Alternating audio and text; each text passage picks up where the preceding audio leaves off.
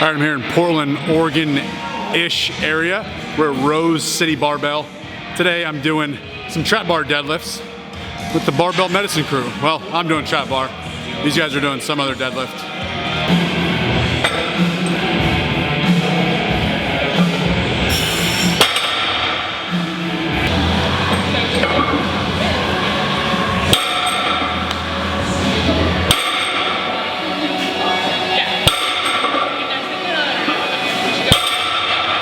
I'm using the sissy handles today.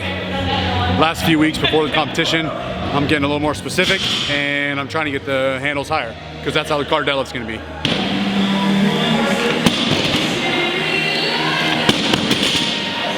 Jordan, you doing clean pulls today? Can you imagine? Can you imagine some of those power cleans in a warm-up room?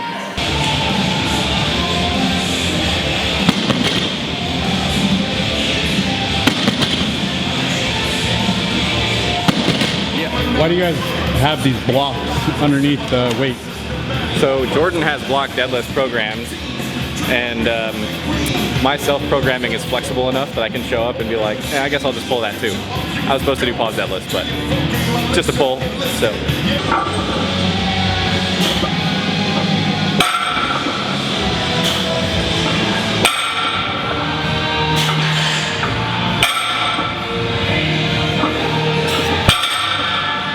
After trap bar deadlifts, I'm doing push press. Kind of want to do a single today, so I'll do that.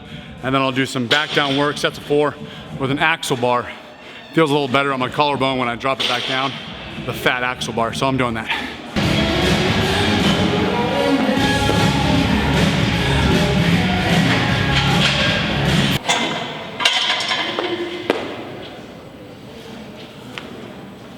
Oh, Al. Good job.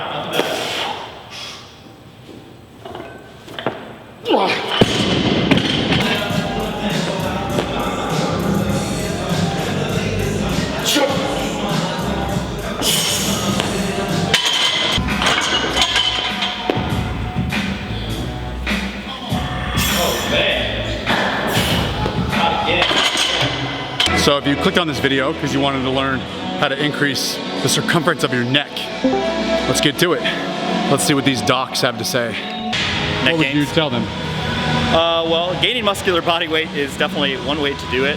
Gaining weight just in general. In fact, when you look at the rate of obstructive sleep apnea, one of the biggest risk factors is just having a bigger neck, and one of the ways that we predict that people will have a thicker neck is by their BMI. So if they have a obese BMI, you're run a high risk of having a very large neck. Now, if you're trying to do this and not just gain a bunch of adipose tissue, gaining muscle mass is the way to go. So a couple exercises that you probably want in your program.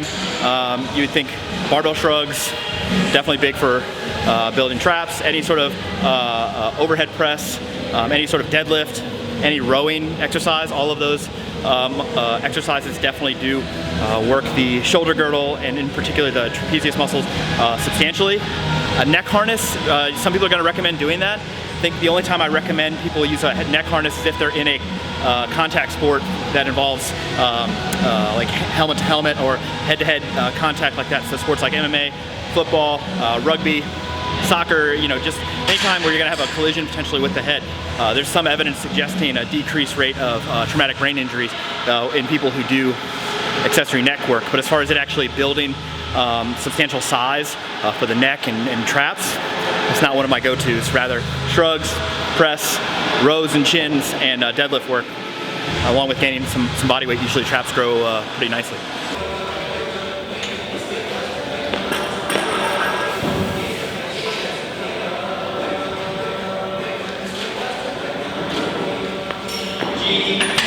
What's your boss?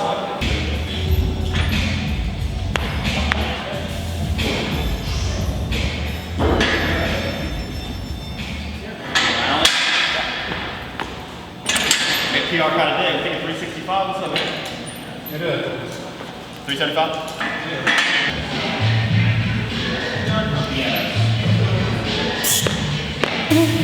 There we go.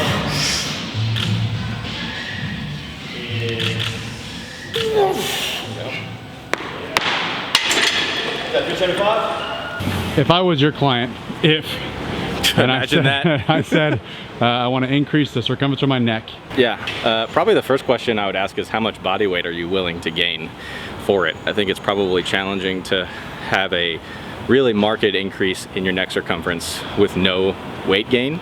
And so if you're in a situation like where your waist circumference is already, you know, looming in a dangerous range and you're wanting to put, you know, several inches on your neck circumference, I'd say maybe we need to take care of your body composition situation before we push that weight gain in order to facilitate it.